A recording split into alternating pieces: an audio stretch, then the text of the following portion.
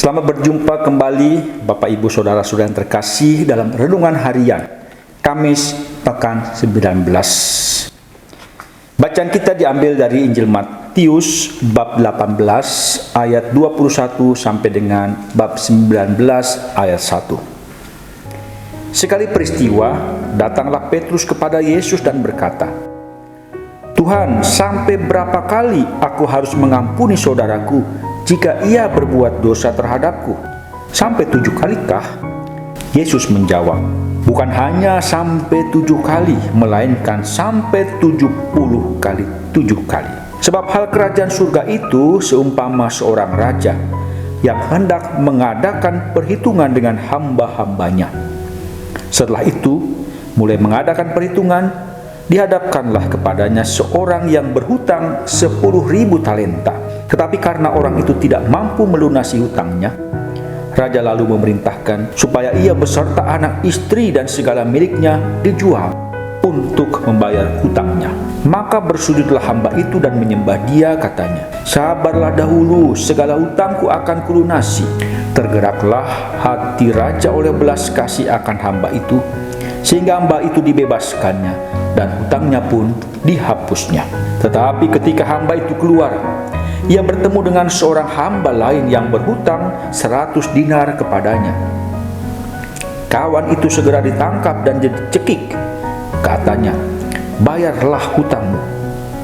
Maka sujudlah kawan itu dan minta kepadanya, 'Sabarlah dahulu, hutangku itu akan kulunasi.' Tetapi ia menolak dan menyerahkan kawannya ke dalam penjara sampai semua hutangnya ia lunasi. Melihat itu, kawan-kawannya yang lain sangat sedih, lalu menyampaikan segala yang terjadi kepada tuan mereka. Kemudian raja memerintahkan memanggil orang itu dan berkata kepadanya, 'Hai hamba jahat, seluruh hutangmu telah kuhapuskan oleh karena engkau memohonnya. Bukankah engkau pun harus mengasihi kawanmu seperti aku telah mengasihani engkau?' Maka marahlah tuannya dan menyerahkan dia kepada algojo-algojo sampai ia melunasi seluruh hutangnya.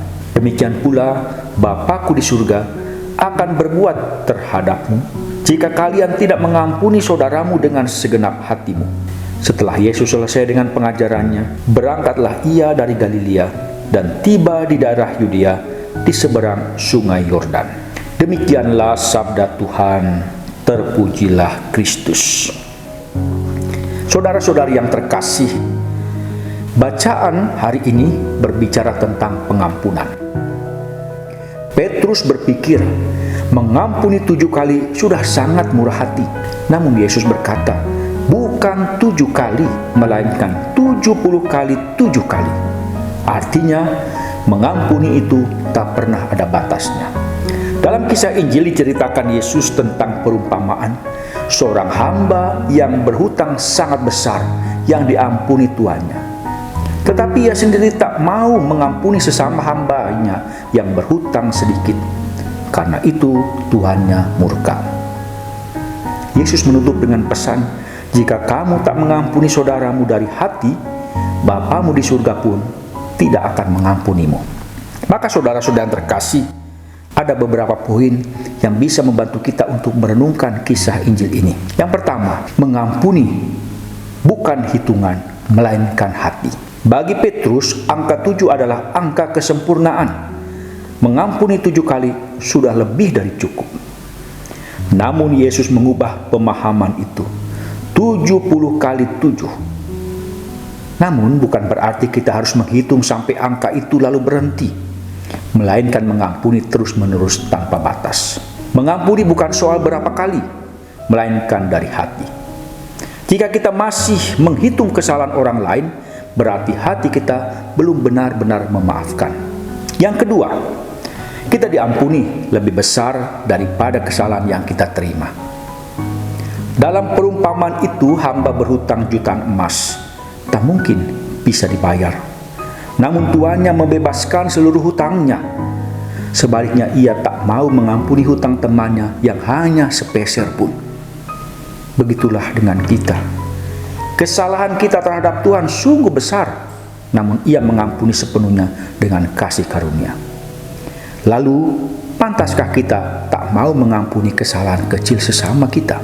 Yang ketiga, tak mengampuni berarti menyakiti diri sendiri. Yesus memperingatkan, yang tak mau mengampuni akan diserahkan kepada penyiksa. Kebencian dan dendam itu menyakiti hati kita sendiri. Hati yang penuh luka dan dendam tak bisa damai, tak bisa bahagia. Mengampuni itu sebenarnya untuk kebaikan kita sendiri, melepaskan beban agar hati kembali bebas dan damai. Yang keempat, syarat pengampunan Tuhan. Yesus menegaskan dengan tegas, demikianlah Bapa-Ku akan berbuat kepadamu jika kamu tidak saling mengampuni dari dalam hati. Ini bukan ancaman, melainkan kenyataan hati. Hati yang tertutup bagi pengampunan sesama tak akan bisa menerima pengampunan Tuhan. Karena pengampunan Tuhan dan pengampunan kita itu adalah satu kesatuan. Seringkali kita berkata, saya sudah memaafkan, tapi belum bisa melupakan.